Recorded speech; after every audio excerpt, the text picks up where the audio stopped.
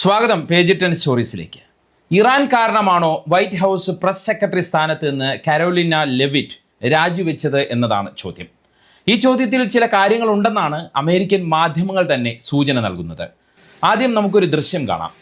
Caroline ലെവിറ്റും ട്രംപും മറ്റൊരു യുവതിയും ട്രംപിൻ്റെ ഔദ്യോഗിക ഹെലികോപ്റ്ററായ മറൈൻ വണ്ണിൽ ഇരിക്കുന്നതാണ് ദൃശ്യം. ട്രംപും മറ്റൊരു യുവതിയും തമ്മിൽ സംസാരിക്കുമ്പോൾ തീർത്തും അസ്വസ്ഥതയോടെ ഒറ്റപ്പെട്ട മുഖഭാവത്തോടെ ഇരിക്കുന്ന ലെവിറ്റിനെയാണ് ഈ ദൃശ്യത്തിൽ നമുക്ക് കാണാൻ കഴിയുന്നത്. ഈ കൂടിക്കാഴ്ചയ്ക്ക് മണിക്കൂറുകൾക്ക് ശേഷമാണ് ലെവിറ്റിൻ്റെ രാജി ട്രംപ് തന്നെ പ്രഖ്യാപിച്ചത്. അതുകൊണ്ട് തന്നെ ട്രംപിൻ്റെ ഏറ്റവും അടുത്ത വിശ്വസ്തയും ശക്തിയായ വക്താവുമായിരുന്ന ലെവിറ്റിൻ്റെ രാജി ഇപ്പോൾ പറയുന്നത് പോലെ വെറും കുടുംബകാര്യങ്ങൾ കൊണ്ടല്ല എന്നാണ് സൂചന. അതിൽ ഇറാൻ കാരണമുണ്ടായ കടുത്ത അതൃപ്തി ഒളിഞ്ഞിരിപ്പുണ്ട് എന്നാണ് വിലയിരുത്തൽ. അതിന് ജൂലൈ 8 ട്രംപിൻ്റെ തുർക്കിയിൽ നിന്നുള്ള രഹസ്യയാത്രയുമായി ബന്ധവുമുണ്ട്. തന്നിൽ നിന്ന് നിർണായക കാര്യങ്ങൾ മറച്ചുവെച്ചതാണ് ലെവിറ്റിനെ അതൃപ്തിയാക്കിയത് എന്നാണ് റിപ്പോർട്ട്. ട്രംപിൻ്റെ ഇത്രയും വിശ്വസ്തയായിട്ടും താൻ പറ്റിക്കപ്പെട്ടു എന്ന വികാരമാണ് അവർ അടുപ്പമുള്ള ആളുകളുമായി പങ്കുവെച്ചത് എന്നാണ് വിവരം. എന്തായാലും ഇറാൻ കാരണം ട്രംപ് അഡ്മിനിസ്ട്രേഷനിൽ നിന്ന് രാജിവെക്കുന്ന മൂന്നാമത്തെ പ്രധാനപ്പെട്ട ഉദ്യോഗസ്ഥയാണ് ലെവിറ്റ് എന്ന കാര്യം നമ്മൾ ഓർക്കണം. എന്നാൽ തങ്ങൾ ആലോചിക്കുക പോലും ചെയ്യാത്ത പദ്ധതിയെക്കുറിച്ച് ആലോചിച്ചാണ് ട്രംപും സംഘവും ഇത്രയും പേടിച്ചത് എന്നാണ് ഇറാൻ്റെ വിദേശകാര്യമന്ത്രി അബ്ബാസ് അരാക്ചിയുടെ പ്രതികരണം. ലെവിറ്റിൻ്റെ പെട്ടെന്നുള്ള രാജിയുടെ കാര്യകാരണങ്ങളും ഇറാനുമായി ബന്ധപ്പെട്ട അപ്ഡേറ്റുകളും ആഴത്തിൽ പരിശോധിക്കുകയാണ് ഈ വീഡിയോയിലൂടെ വാർത്തകളുടെ ഉള്ളറിയാം. ആദ്യം ആരായിരുന്നു 28-കാരിയായ കരോലിൻ ലെവിറ്റ് എന്നത് മനസ്സിലാക്കണം. എന്നാൽ മാത്രമേ അവരുടെ രാജി ട്രംപിന് എത്രത്തോളം ആഘാതമാണ് എന്ന കാര്യം നമുക്ക് മനസ്സിലാക്കാൻ കഴിയൂ. വൈറ്റ് ഹൗസിലെ വെറും പ്രസ് സെക്രട്ടറി മാത്രമായിരുന്നില്ല ലെവിറ്റ്. ട്രംപിൻ്റെ നയങ്ങളെയും തീരുമാനങ്ങളെയും അത്രത്തോളം ന്യായീകരിക്കുകയും പ്രതിരോധിക്കുകയും ചെയ്യുന്ന വക്താവായിരുന്നു ലെവിറ്റ്. ട്രംപിൻ്റെ എല്ലാ നാക്കുപിഴകളെയും കുഴപ്പം പിടിച്ച സംസാരങ്ങളെയും വിശദീകരിക്കുന്നതിൽ വിദഗ്ധയായിരുന്നു അവർ. അതിനുമപ്പുറം വൈറ്റ് ഹൗസിലെ പരമ്പരാഗത രീതികളെ മാറ്റിമറിച്ച് മാധ്യമ സ്വാതന്ത്ര്യത്തിന് കടിഞ്ഞാണിട്ട കർക്കശക്കാരി കൂടിയായിരുന്നു ലെവിറ്റ്. എന്നാൽ എല്ലാ മാധ്യമപ്രവർത്തകരുമായി വ്യക്തിപരമായ ബന്ധം അവർ നിലനിർത്തുകയും ചെയ്തു. മാത്രമല്ല, മാധ്യമപ്രവർത്തകരുടെ ഏതൊരു ചോദ്യത്തിനും ഉത്തരവുമായി ഫോണിൻ്റെ മറുതലയ്ക്കൽ അവരുണ്ടായിരുന്നു.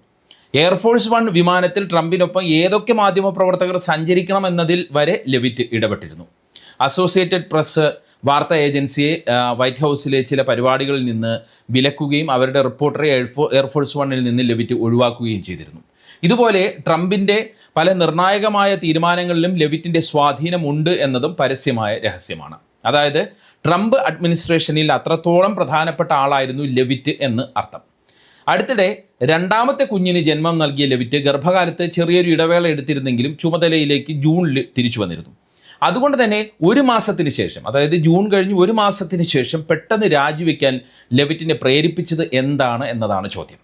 2 കുഞ്ഞുങ്ങൾക്കൊപ്പം സമയം ചെലവഴിക്കാനാണ് രാജി എന്നാണ് ഔദ്യോഗിക വിശദീകരണം. പക്ഷേ അതിന് തിരഞ്ഞെടുത്ത സമയം, അതാണ് ലെവിറ്റിൻ്റെ രാജിയെ മറ്റൊരു തലത്തിലേക്ക് കൊണ്ടുപോകുന്നത്. ഇനി നിർണായക കാര്യത്തിലേക്ക് വരാം. ലെവിറ്റിൻ്റെ രാജിയിലേക്ക് നയിച്ചത് ഇക്കാര്യമാണ് എന്നാണ് ഇപ്പോഴുള്ള നിഗമനം. ട്രംപിനെ മിക്കപ്പോഴും അനുഗമിക്കുന്ന ആളാണ് ലെവിറ്റ്. അതുകൊണ്ട് തന്നെ തുർക്കിയിലെ നാറ്റോ ഉച്ചകോടിക്ക് ട്രംപ് പോയപ്പോഴും ലെവിറ്റ് ഒപ്പമുണ്ടായിരുന്നു.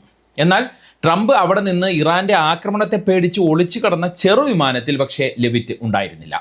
ട്രംപ് യാത്ര ചെയ്യുന്നു എന്ന് കരുതി ഇറാൻ ആക്രമിക്കാൻ അല്ലെങ്കിൽ മിസൈൽ അയക്കാൻ ലക്ഷ്യമിട്ടെന്ന് അമേരിക്കൻ രഹസ്യാന്വേഷണ ഏജൻസികൾ തന്നെ പറയുന്ന ആ അപകടകരമായ വിമാനം, അതായത് എയർഫോഴ്സ് 1 വിമാനത്തിൽ മാധ്യമപ്രവർത്തകർക്കൊപ്പമായിരുന്നു ലെവിറ്റ് യാത്ര ചെയ്തത്. ട്രംപ് ചെറുവിമാനത്തിൽ ഒളിച്ചോടിയെന്ന കാര്യം അറിയാതെയാണ് ഇത്രയും വിശ്വസ്തയായ ലെവിറ്റ് ആ വിമാനത്തിൽ യാത്ര ചെയ്തത് എന്നതാണ് റിപ്പോർട്ട്. ജീവൻ വരെ അപകടത്തിലായേക്കാവുന്ന ഒരു സാഹചര്യത്തിൽ തങ്ങളെ ഇറാനുള്ള വ്യാജ ലക്ഷ്യമാക്കി അല്ലെങ്കിൽ ഡെക്കോയി ആയി ഉപയോഗിച്ച വിവരം അറിഞ്ഞതു മുതൽ കടുത്ത അതൃപ്തിയിലായിരുന്നു ലെവിറ്റ് എന്നാണ് CNN പോലുള്ള മാധ്യമങ്ങൾ റിപ്പോർട്ട് ചെയ്യുന്നത്. ഇത്രയും വലിയൊരു സുരക്ഷാ ഭീഷണി ഉണ്ടായിട്ടും തന്നെയും മറ്റു ഉദ്യോഗസ്ഥരെയും മാധ്യമപ്രവർത്തകരെയും അപകടത്തിലേക്ക് തള്ളിവിട്ട ട്രംപിൻ്റെ സുരക്ഷാ ഉദ്യോഗസ്ഥരുടെ രീതിയെ ലെവിറ്റ് പിന്നീട് ചോദ്യം ചെയ്തു എന്നാണ് വിവരം. 2 ചെറിയ കുട്ടികളുടെ അമ്മയായ തനിക്ക് ഇത്തരം കടുത്ത സമ്മർദ്ദവും അപകടവും നിറഞ്ഞ ജോലിയുമായി മുന്നോട്ട് പോകാൻ ഇനി കഴിയില്ല എന്ന തിരിച്ചറിവിലേക്കാണ് ഈ സംഭവം ലെവിറ്റിനെ എത്തിച്ചത്. ട്രംപിൻ്റെ സുരക്ഷാ ഏജൻസികളുടെ ഇത്തരം പ്രോട്ടോക്കോളുകൾ ഉണ്ടാക്കിയ പേടിയും ഭാവിയിൽ തൻ്റെ ജീവന് ഉണ്ടാകാനിടയുള്ള കടുത്ത ഭീഷണിയും കണക്കിലെടുത്താണ് ലെവിറ്റ് മാറുന്നത് എന്നാണ് വിലയിരുത്തുന്നത്. മാത്രമല്ല, ലെവിറ്റിനൊപ്പം എയർഫോഴ്സ് 1 വിമാനത്തിൽ ഉണ്ടായിരുന്ന സ്റ്റേറ്റ് സെക്രട്ടറി മാർക്കോ റൂബിയോയും ട്രഷറി സെക്രട്ടറിയും അടക്കമുള്ളവർക്ക് ഇതൊരു ഡെക്കോയ് വിമാനമാണ് എന്ന് അറിവുണ്ടായിരുന്നു. അതായത് ഈ വിമാനത്തിൽ ട്രംപ് ഇല്ല എന്ന് അവർക്ക് അറിവുണ്ടായിരുന്നു. ആ വിവരം പോലും തന്നോട് പങ്കുവെക്കാത്തതിലും ലെവിറ്റിന് കടുത്ത ദേഷ്യമുണ്ട്. മാധ്യമപ്രവർത്തകർക്കൊപ്പം വിമാനത്തിലെ വൈറ്റ് ഹൗസ് പ്രസ് പൂളിൽ ഇരുന്ന തന്നെ വിശ്വാസത്തിലെടുക്കാൻ തയ്യാറാകാത്ത സ്ഥിതിക്ക് ഇനി പ്രസ് സെക്രട്ടറി സ്ഥാനത്ത് തുടരേണ്ട എന്ന് ലെവിറ്റ് തീരുമാനിക്കുകയായിരുന്നു എന്നാണ് അവരുമായി അടുപ്പമുള്ള ചില മാധ്യമപ്രവർത്തകർ പറയുന്നത്.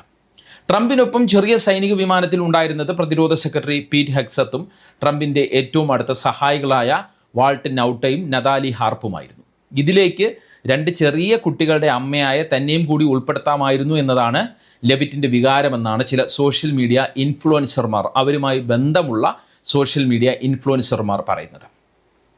എന്തായാലും തുർക്കിയിൽ ഇറാൻ നടത്തിയെന്ന് പറയുന്ന നീക്കം വലിയൊരു ഭയപ്പാടിലേക്ക് അമേരിക്കൻ ഉദ്യോഗസ്ഥരെ കൊണ്ടുപോയി എന്നതിൻ്റെ തെളിവാണ് ലെവിറ്റിൻ്റെ ഈ രാജി എന്ന് തന്നെ പറയാം.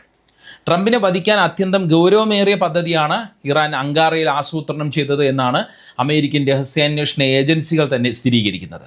ഹോട്ടലിൻ്റെ ഏത് നിലയിലാണ് ട്രംപ് ഉള്ളത് എന്നുപോലും ഇറാൻ്റെ ചാരന്മാർക്ക് കൃത്യമായി അറിയാമായിരുന്നു എന്നാണ് പുറത്തുവന്ന അമേരിക്കൻ രഹസ്യ വയറുകളിൽ ഉള്ളത്. അതായത് അമേരിക്കൻ രഹസ്യാന്വേഷണ ഏജൻസികളുടെ അങ്ങോട്ടും ഇങ്ങോട്ടുമുള്ള കമ്മ്യൂണിക്കേഷനിൽ ഉള്ളത്. ട്രംപിൻ്റെ വിമാനം പറന്നുയരുമ്പോൾ വെടിവെച്ചിടാൻ ശേഷിയുള്ള തോളിൽ വെച്ച് തൊടുക്കാവുന്ന തരം മിസൈലുകളുമായി ഇറാൻ അനുകൂലികൾ വിമാനത്താവളത്തിന് പരിസരത്ത് തന്നെ ഉണ്ട് എന്നുള്ള വിവരമാണ് അമേരിക്കൻ രഹസ്യാന്വേഷണ ഏജൻസികൾക്ക് കിട്ടിയത്. സർഫസ് ടു എയർ മിസൈൽ ആക്രമണം നടത്താനായിരുന്നു ഇറാൻ്റെ പദ്ധതി എന്നാണ് അമേരിക്കൻ ഏജൻസികൾ അവകാശപ്പെടുന്നത്. ഇറാനിയൻ ജനറൽ കാസിം സുലൈമാനിയെ വധിച്ചതിന് പകരമായി ട്രംപിനെ വധിക്കുമെന്ന ഇറാൻ്റെ പരസ്യമായ ഭീഷണി നിലവിലുണ്ട് എന്നതും അമേരിക്കൻ ഏജൻസികളെ ശരിക്കും പേടിപ്പിച്ചു. എന്നാൽ ട്രംപിനെ വധിക്കാൻ ഇറാൻ പുതിയൊരു പദ്ധതി തയ്യാറാക്കിയിട്ടുണ്ട് എന്ന ഇസ്രായേൽ രഹസ്യാന്വേഷണ വിഭാഗത്തിൻ്റെ മുന്നറിയിപ്പിൽ CIA പൂർണ്ണമായി വിശ്വാസമുണ്ടായിരുന്നില്ല എന്നാണ് ഇപ്പോൾ പുറത്തുവരുന്ന റിപ്പോർട്ട്. അതായത് ഈ ഒരു സുരക്ഷാ ഭീഷണി ഉയരാൻ കാരണം ഇസ്രായേൽ കൊടുത്ത ഒരു രഹസ്യാന്വേഷണ റിപ്പോർട്ടാണ്. അതിൽ CIA അഭിപ്രായ വ്യത്യാസമുണ്ടായിരുന്നു. എന്നാൽ മറുഭാഗത്ത് ഇറാനാണ് എന്നതുകൊണ്ട് ചെറിയ റിസ്ക് പോലും എടുക്കേണ്ട എന്ന തീരുമാനത്തിലേക്ക് ട്രംപിൻ്റെ സുരക്ഷ നോക്കുന്ന സീക്രട്ട് സർവീസ് എത്തുകയായിരുന്നു എന്നാണ് റിപ്പോർട്ട്. തുടർന്നാണ് CIA നിർദ്ദേശം അവഗണിച്ച് ഡക്കോയ് തന്ത്രം ആസൂത്രണം ചെയ്തതും ട്രംപിനെ ഒരു ഫുഡ് ട്രക്കിൽ ഒളിച്ചു കടത്തി ചെറിയ വിമാനത്തിലേക്ക് കയറ്റിയതും. എന്നാൽ ട്രംപിനെ വധിക്കാൻ പദ്ധതിയിട്ടെന്ന അമേരിക്കൻ രഹസ്യാന്വേഷണ ഏജൻസികളുടെ കണ്ടെത്തലുകളെ ഇറാൻ തള്ളിക്കളയുകയാണ്. മാത്രമല്ല കടുത്ത ഭാഷയിൽ അപലപിക്കുകയും ചെയ്യുന്നുണ്ട്. വ്യാജ വാർത്തകളേക്കാൾ മോശമാണ് വ്യാജ ഇൻ്റലിജൻസ് എന്നാണ് ഇറാൻ്റെ വിദേശകാര്യമന്ത്രി അബ്ബാസ് അരാഗ്ചി ഇതുമായി ബന്ധപ്പെട്ട് എക്സിൽ കുറിച്ചത്. അതായത് ട്രംപിനെ വധിക്കാൻ ഇറാന് പദ്ധതി ഇല്ലായിരുന്നു എന്ന് തന്നെയാണ് അരാഗ്ചി പറയുന്നത്. അമേരിക്കയെ ഇറാനെതിരെയുള്ള ഒരു പൂർണ്ണ യുദ്ധത്തിലേക്ക് തള്ളിവിടാൻ വേണ്ടി ഇസ്രായേൽ കെട്ടിച്ചമച്ച നാടകമാണ് ഇതെന്നാണ് ഇറാൻ്റെ പ്രധാന ആരോപണം. ഇറാനും അമേരിക്കയും തമ്മിൽ നിലനിൽക്കുന്ന ചർച്ചകളെയും സമാധാന ശ്രമങ്ങളെയും തകർക്കാൻ ഇസ്രായേൽ മനഃപൂർവ്വം തെറ്റായ വിവരങ്ങൾ അമേരിക്കയ്ക്ക് നൽകിയെന്നാണ് ഇറാൻ ആരോപിക്കുന്നത്. അമേരിക്കൻ രഹസ്യാന്വേഷണ ഏജൻസികൾക്ക് മുമ്പും ഇത്തരത്തിൽ വലിയ വീഴ്ചകൾ പറ്റിയിട്ടുണ്ട്. ഇത്തരം തെറ്റായ രഹസ്യാന്വേഷണ വിവരങ്ങളുടെ അടിസ്ഥാനത്തിലാണ് അമേരിക്ക പല യുദ്ധങ്ങളിലേക്കും ചാടി വീണത് എന്നതും ഇറാൻ ഓർമ്മിപ്പിക്കുന്നു. അതായത് ഇറാഖ് യുദ്ധം, അഫ്ഗാനിസ്ഥാൻ യുദ്ധമൊക്കെയാണ് ഇറാൻ ഓർമ്മിപ്പിക്കുന്നത്. മാത്രമല്ല അങ്കാറയിൽ ട്രംപിനെതിരെ ഭീഷണി ഉണ്ടായിരുന്നു എന്ന വാദത്തിന് തുർക്കി അധികൃതർ പോലും ഏതൊരു തെളിവും നൽകിയിട്ടില്ല എന്നും ഇറാൻ ചൂണ്ടിക്കാട്ടുന്നു. അതായത് ഈ നിഷേധത്തിലൂടെ ഇറാൻ മറ്റൊരു കാര്യം കൂടിയാണ് പറയാതെ പറയുന്നത്. അങ്കാറയിൽ നിന്ന് മടങ്ങുമ്പോൾ ട്രംപിനെ വധിക്കാൻ ഇറാന് പദ്ധതി ഉണ്ടായിരുന്നെങ്കിൽ അത് നടപ്പാക്കുമായിരുന്നു എന്നാണ് അരാഗ്ചി പരോക്ഷമായി സൂചിപ്പിക്കുന്നത്. ഇത് മാത്രമല്ല ട്രംപിൻ്റെ ഹോർമൂസുമായി ബന്ധപ്പെട്ട അവകാശവാദങ്ങൾക്കും അരാഗ്ചി മറുപടി നൽകുന്നുണ്ട്. മാത്രമല്ല ഗാസയുമായി ബന്ധപ്പെട്ട് യൂറോപ്യൻ രാജ്യങ്ങളെ നിശ്ചിതമായി വിമർശിച്ചും അരാഗ്ചി രംഗത്തെത്തിയെന്നതും ശ്രദ്ധിക്കേണ്ട കാര്യമാണ്. ഞങ്ങൾ അമേരിക്കയെ ഒരു സൂപ്പർ പവറായി കാണുന്നില്ല, അവർ അതല്ല എന്ന് ഞങ്ങൾ ലോകത്തിന് മുന്നിൽ കാണിച്ചു കൊടുക്കുകയും ചെയ്തു എന്നാണ് അരാഗ്ചി കുറിച്ചത്. അതായത് അമേരിക്ക ഇനി ആക്രമിച്ചാലും അതിനെ ഭയപ്പെടുന്നില്ല എന്ന് തന്നെയാണ് അരാഗ്ചി പറഞ്ഞു വയ്ക്കുന്നത്. ഹോർമൂസ് കടലിടുക്കിന്മേൽ അമേരിക്കയ്ക്ക് പൂർണ്ണ നിയന്ത്രണമുണ്ട് എന്ന ട്രംപിൻ്റെ പ്രസ്താവനയും അരാഗ്ചി പരിഹസിക്കുകയാണ്. ഹോർമൂസ് ഇപ്പോഴും പൂർണ്ണമായും ഇറാൻ്റെ നിയന്ത്രണത്തിലും മാനേജ്മെൻറ്റിലുമാണ് എന്ന് അദ്ദേഹം ആവർത്തിച്ചു. ഇറാനിലെ ആഭ്യന്തര പ്രതിഷേധക്കാരെ വധശിക്ഷയ്ക്ക് വിധേയമാക്കുന്നു എന്ന് ആരോപിച്ച ഫ്രാൻസ് ഉൾപ്പെടെയുള്ള 30ഓളം രാജ്യങ്ങൾ ഒപ്പിട്ട അന്താരാഷ്ട്ര പ്രസ്താവനയ്ക്കെതിരെയാണ് അരാഗ്ചി കടുത്ത ഭാഷയിൽ തിരിച്ചടിച്ചത്. ഫ്രാൻസിൻ്റെ നടപടി പച്ചയായ ഇരട്ടത്താപ്പും ലജ്ജാകരവുമാണ് എന്നാണ് അദ്ദേഹം കുറ്റപ്പെടുത്തിയത്. ഗാസയിൽ ഇസ്രായേൽ നടത്തുന്ന വംശഹത്യയ്ക്ക് പൂർണ്ണ പിന്തുണ നൽകുന്ന ഫ്രാൻസിനും മറ്റ് രാജ്യങ്ങൾക്കും മനുഷ്യത്വത്തെക്കുറിച്ചോ അന്താരാഷ്ട്ര നിയമങ്ങളെക്കുറിച്ചോ മിണ്ടാൻ അവകാശമില്ല എന്നും അരാഗ്ചി എക്സിൽ കുറിച്ചു. അതായത് ട്രംപിനും യൂറോപ്യൻ രാജ്യങ്ങൾക്കും ശക്തമായ മറുപടി കൊടുക്കുന്ന ഇറാൻ എന്തു വന്നാലും നേരിടാൻ തയ്യാറാണ് എന്ന സന്ദേശമാണ് ലോകത്തിന് നൽകുന്നത്. ട്രംപ് പ്രസിഡന്റ് സ്ഥാനത്ത് ഉള്ളിടത്തോളം കാലം അമേരിക്കയുമായി നേരിട്ട് ചർച്ചയില്ല, മധ്യസ്ഥ തലത്തിൽ മാത്രമാണ് ചർച്ചയെന്നും ഇറാൻ ആവർത്തിക്കുന്നു. ട്രംപിനെ വധിക്കാൻ ശ്രമിച്ചുവെന്ന നറേറ്റീവിനെയും അതുവഴി ഉണ്ടാക്കാൻ നോക്കുന്ന ഇരവാദങ്ങളെയും ഇറാൻ തള്ളിക്കളയുകയും ചെയ്യുന്നു എന്നുള്ളതും നമ്മൾ ശ്രദ്ധിക്കണം. ഈ വീഡിയോയെക്കുറിച്ചുള്ള നിങ്ങളുടെ അഭിപ്രായം കമൻറ്റ് ചെയ്യുക. മറ്റൊരു സിംപിളി ഇൻഡെപ്ത് വീഡിയോയുമായി വീണ്ടും കാണാം. ഞാൻ അൻഷാദ് മില്യാസ്, സൈനിങ് ഓഫ്.